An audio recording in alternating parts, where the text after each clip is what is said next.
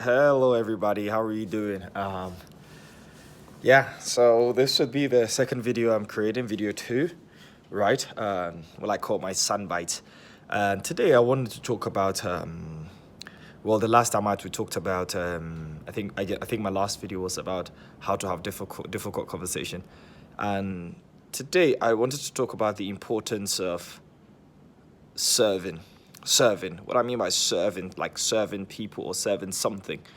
Now, I was reading a book recently. The book is called Beyond Order, and a part of the book, it was written by a psychologist, and the psychologist was talking about how the people that have the best outcomes, that live long and are happy in life, tend to be people that have good social bonds, meaning they have like friendships, family, they have like a social setting around them that they can trust. However, he says it's not necessarily about the fact that they have those people be like those people being there for them, but it's because the biggest predictor is that they tend to they serve those people. So it's not really about surrounding yourself with just people that want the best for you. You can have friends and family members, but it's the fact that when you have these people around you, you're able to serve them, you're able to help them do something, you're able to serve. And that was interesting. And this is a psychologist, a world-renowned psychologist saying this. You can go read the book Beyond Order. And I'm not done with the book here, but it was interesting. And I was like, that's very true, because in my life, every time I find myself in a place where I am not happy, or mentally I'm not in the best particular place, the first thing I try to do is to look for how to serve. And I've always done this, just I didn't have any wisdom about it. It's just how to serve. I will give you an example. There was a time in 2014 or 15. I felt really down. I was not in a good place. Life was just on autopilot. All I remember doing was just taking a photo, taking my card, going on skyscanner.com, buying a ticket to Nigeria, one-way ticket to Nigeria. And I think it was a two-way ticket, actually, if I'm being honest. But I bought a ticket to Nigeria. And I decided to go to Nigeria. And what did I do? To meet my family, to say hello, to also travel around the country and give free talks. I went to, I think, two or three universities, organized meetups. That was when I launched my speaking career. I went back to Europe for a while. So I was in Nigeria for around 8 months. And it was the best time of my life. I literally said, I am feeling not so good. I need to see my family so I can serve my family, one, and be around them, but also serve other people. I was launching businesses, meeting friends. Me and my friend Mustafa would go to work every day. And it was interesting. And this is what I tend to do every single time that I want to like do something. The first question is, how can I serve? And it stems from me personally. And this is not me trying to like boost my own trumpet like I am this guy of wisdom or anything, like not necessarily. It's just I'm just telling you what I've always done. And when I read that book, and I was like, this makes sense, because I used to think it was just being around people that I loved, or that I cared for, or that cared for me. But now I understand I was only able to feel that level of happiness and fulfillment because I was serving people, even though I didn't know it. I would take people out for lunch. I would take people out for, you know, dinner and things like that. And it's something I do, right? I try to do in my life. And I'll give you more examples, but I think the most important thing is it comes from a place where, first of all, as a human being, you have to accept that you are normal, and you're not weird for requiring human attention. We are social creatures. It's healthy for you to require to be part of a tribe. It's part of what makes you human. Now, of course, there are limits. I'm not saying you crave unhealthy attention. That's different, like the social media type of thing where you're doing it for the likes. But you genuinely want to serve. You have to accept that you require this to be healthy. And this was something that it took me a while. I remember in 2015, when I was at home, I was living in a flat with six other people at the time, and my stepmother has just come with the siblings, right?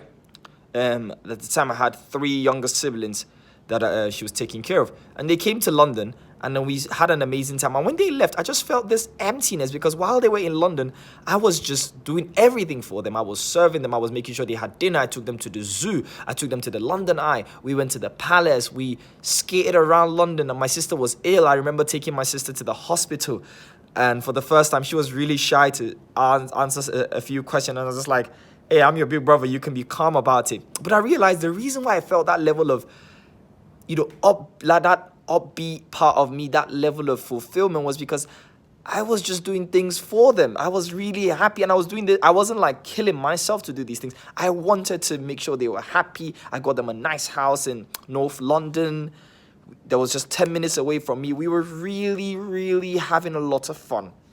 And when they left, I came back to that level of emptiness. I had moved to a flat now of my own, and I was just like, no, I need that human interaction. Of course, I'm a grown man. I can be okay by myself, but I realized in London, I couldn't really serve people because, first of all, my friendship circle at the time, I had just finished university, took a toll. 95%, 99% of my friends all left, went back to Nigeria. So I was almost like making new sets of friends, and it was really, and I find it easy to make friends. It was really new, and I was just recovering from a big financial strain. So I was just focusing on myself. And, I was like, am I ever going to make it? I was just in a very weird place mentally.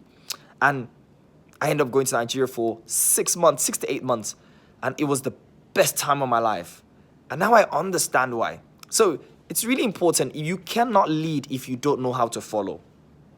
Let me repeat that. You cannot lead if you don't know how to follow. And this was me. Like, I pride myself being a natural leader. A natural leader. I like to lead. I like to think.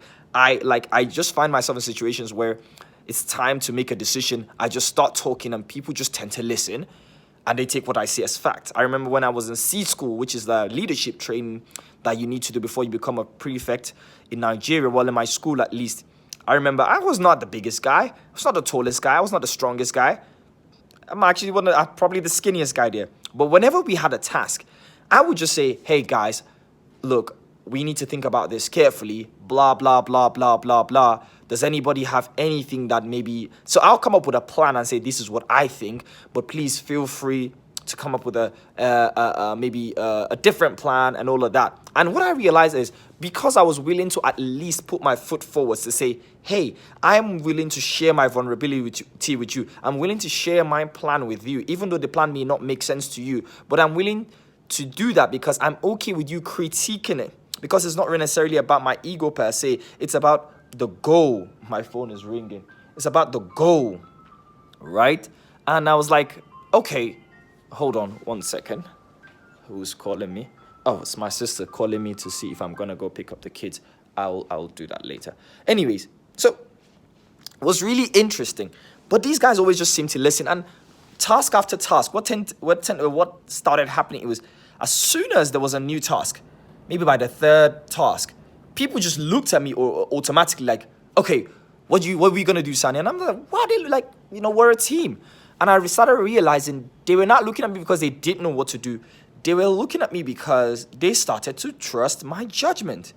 Because they realized I was willing to put an idea forward, and whenever the idea was not the correct idea, I was smart enough to not let my ego cloud my view of judgment and say, okay, I think that's a much better way to go about it. And not just that, in the training, I always went first. So I was willing to also say, if I'm going to lead you, I will have to do this thing first. I'm not going to let you go. I would go first. I would never forget, I would go first. There was only one task where we went last because that task required us to help people cross an obstacle. So I was like, well, I have to be here and the people that didn't cross the obstacle were out of the game. And we got out of the game, so we didn't get points. Because I was willing to say, I'm willing to sacrifice myself for this. And I was just a teenager. I wasn't thinking about this, right? This was just natural to me at the time. But now, after reading this book, it just kind of makes sense. I guess the the message here that I'm passing on to people is, please, first of all, accept that you are human, right? And you require human interaction to be healthy, to be a fully functional, healthy being. find a tribe, especially for men, because a lot of men think they can just do this whole I'm by myself thing and then they end up shooting up a school or something like that. I think for women generally, right, and I'm just generalizing here, it's a little bit easier to form social bonds. You tend to see girls always find it much easier to have sisters, family, friends. Like my sister has moved to another country in Europe and she still has a strong social bond with her sisters and my mom. While I was in England, I just talk to them every now and then. So I think it's very important as guys, and I do coach guys about this sometimes, find a tribe of very healthy men that you can look up to, men that share your values. You don't have to share everything, but you need to have something that at least of value, that you can be a part of, and really that way it makes you a fully functional, healthy being. And also look to serve in these communities. I do a lot of this. I volunteer for NG Girls, which is Angular Girls, to teach girls Angular. I go to conferences to teach for free. I'm in Kaduna now. I just finished giving a training a week ago to teach JavaScript and programming. I've been doing a lot of philanthropy, seeing a lot of things that amazing people are doing. I have 2 jobs that I gave to people in the community down here because I want to work with them. So I look to serve first. And whenever I have served, I get something back in return. All the talks I give online and everything, the books I write for free, the articles I write, I also get people on my LinkedIn saying, hey, do you want to work for this company? Oh, I have this question. I'm willing to pay you X amount of dollars or pounds per hour. I then tend to get opportunities. The same thing on my Twitter when I do share some things that are good, or these videos like that. I get feedback. People tell me, oh my God, I make amazing friends. I love this video. Thank you very much. Things like that. So if you want to get something, serve. Think about YouTubers. YouTubers give us content for free. But what do they get in return? After all, they get subscribers. Then they start getting monetization. Then they become very rich. But they had to serve us first. And how do you serve? You show value or you create value. So it's very important that you learn to serve and not be entitled to people serving you. That is a very dangerous part. And we find it easy when we get to a certain level of pedestalization. We think, oh, okay, now you need to serve me. That's just entitlement. Serve people. It's the best thing you can do. And actually, the research, like at least the psychologists in Beyond Order, has shown that it is actually something that will really help you and make you live long. And I work in psychology. I build psychological solutions. And there's a book I once read, Authentic Happiness, where the thing that the healthiest and longest lasting people have in common is just overall satisfaction with life, happiness. So if you want to be happy, serve people. And if you serve people, you be happy. Happiness is a choice. And if you're happy, you will live much longer. And like if you look at the longest living people, they have there's a joke from one of the books where the lady, one of the oldest women that lived, I think one of the oldest women that lived ever, she was just like, will I see you, a reporter asked her, will I be seeing you next year? She's like, she had a sense of humor. She was basically saying something like, well, it depends if you're going to be alive or not. Like basically you're saying, no, I'm the one that's going to live long. So they don't take life serious. And unfortunately today I go online, there's no nuance. It's easy for people to just be miserable because, social media is a cesspit of people's emotions, mostly negative. So stay away from that sometimes. Serve people. Really serve people. I hope this message gets to you. Sani Yusuf out.